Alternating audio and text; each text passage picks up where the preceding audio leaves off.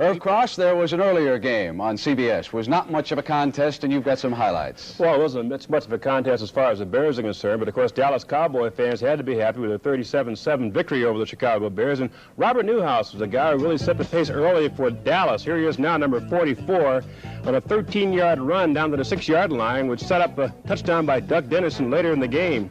And you'll see that right here as Dennison goes off left tackle in the first quarter. Dallas takes an early 7-0 lead. Roger Staubach goes to the air early here, going to Drew Pearson, who brings in a 32-yard pass. Staubach, by the way, had a pretty good throwing day in the first half. Didn't do much. The second half hit 8 for 13 for 134 yards and a touchdown. Staubach going to the air again to Billy Joe Dupree. Here's a touchdown catch right here, a 28-yard touchdown. Dallas takes a 14-0 lead.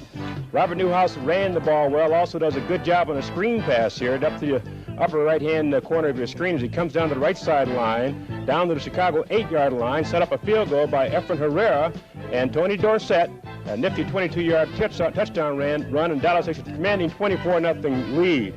The Bears, trying to get something started, found themselves really in trouble here on a blitz by Dallas as the ball pops loose here from Avellini's hands, and the linebacker recovers it here for the Dallas Cowboys, and they eventually go in to set up another score. Avellini, trying to get the ball off again, is in trouble. The ball's hit, or ladder here is hit, and he fumbles the ball, and Dede Lewis recovers it and takes it down to the 8-yard line, and the Dallas Cowboy defense is alert all day long, and Tony Dorsett does the rest from the 8-yard line. He goes in, and Dallas takes a 34-0 lead, and at this point the game is really over, Brent, but the Chicago Bears, as energetic as they are trying like crazy to get back in the ball game. Avellini throws the ball here. It's overthrown. Charlie Waters picks it off. His third interception of the game, by the way, which ties an NFL record in the postseason play. Avellini trying to get back. The Bears haven't given up here yet, trailing 37-0. He goes up on top, hits Steve Schubert, and the game ends that way. Dallas 37, Chicago 7. And so, Phyllis, the Dallas Cowboys now go into the NFC Championship game. They did play very well, if I might say so myself. And while nearly everyone was expecting a classic match in running styles between Dallas's Tony Dorsett and Chicago's Walter Payton, as Irv pointed out, Robert Newhouse was quietly piling up the yardage, 16 carries for 80 yards, plus key first downs for the Cowboys. Paul Hornung spoke with him after the game. Bears 7, the Cowboys completely outclassing the young Chicago Bears. And one of the big guns for Dallas, 16 carries, 80 yards, was Robert Newhouse. And boy, in the first half, I never saw a better display offensively and defensively for the Cowboys. Well, you know, going into the game, we knew we had to move the ball on the ground. And, you know, with a lot of talk about Dorsett out there, you know, I knew they were going to just sort of leave the mill open, so I just tried to take advantage of it. You sure did. Cut back, made a few real nice cutting back against the grain, Bob. I mean, you're built so low to the ground, you can do that pretty easily. Well, yeah, they showed us, you know, it was a quick hitting play, and they looped out and shut that hole off, so, you know, I had to go somewhere, and I didn't want to go down right then, so it worked out all right. I also noticed Tony Dorsett scored a couple of the touchdowns right behind you. Well, you know, I have a lot of key blocks out there, and, you know, sometimes I don't make my block, you know, the play doesn't go anywhere, so I had to get to safety, and he came up there, and all Tony had to do was jump off my back, so I was there to get him. How about the offensive line? You got to say something about them. They were just simply fantastic. Well, I think this is one of the better games our offensive line had all year. And this time of the season, you know, your line got to be ready and your back's got to be ready to hit off those blocks. So we had it keyed up today, and I think we're ready. Next Sunday could be the end, and it will be the end for either Dallas or Minnesota. How would you analyze that game? Who would you make the favorite right now for the championship of the NFC? I don't think anybody here doesn't know, or out there that doesn't know who the favorite's going to be. It's a question by how many. Staubach over Lee, you know, I mean, for this quarterback, the speed's about even.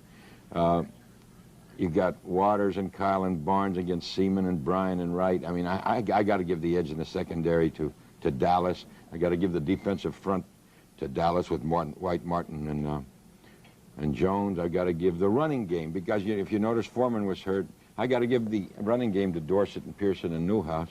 I got to give the home team, of course, to Dallas, but we're going to give the intangible to Minnesota. Now, you can ask me what the intangible is. What's the intangible, Greg? They find a way to get there. I don't know what it is. Listen, you know, Phyllis, what an excellent coaching job. Reeves, Stotner, Ditka, Myers, and, of course, the head man, Tom Landry. The Cowboys are ready to play today. What a marvelous man as well as coach Tom Landry is. He's been the only coach in the Dallas Cowboys organization, and they've had him since 1960. Today, his team advanced to the NFC Championship. Congratulations to the Cowboys once again with a 37-7 6-1 victory of the Chicago Bears.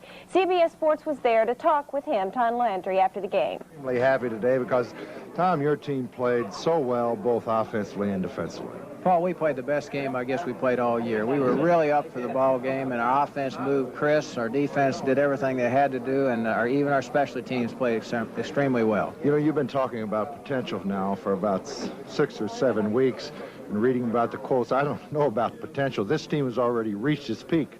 Well, it showed its potential today, and it hasn't always done that every week, but it did today, and it was a great tribute to them because they were ready to play, and the Bears are to be congratulated. They brought a team in here, and they came a long way to get here, and if you, as you said on the sideline, when you see Walter Payton running through 3 or 4 people, you know how tough a job it was defensively stuff. He never quits. A great tribute to that player. He's a fine runner. You know, I'm glad you said that, Tom, because I have a sneaking suspicion that the Bears are going to be in the playoffs the next couple of years. I'm afraid so. As long as they got Walter Payton, they're going to be around. Well, let's look ahead a little bit, Tom. Of course, I know you're going to be interested in a TV game coming up on CBS out on the West Coast. Do you prefer maybe the Minnesota Vikings coming down here or maybe the Rams? Who would you like to see come down here?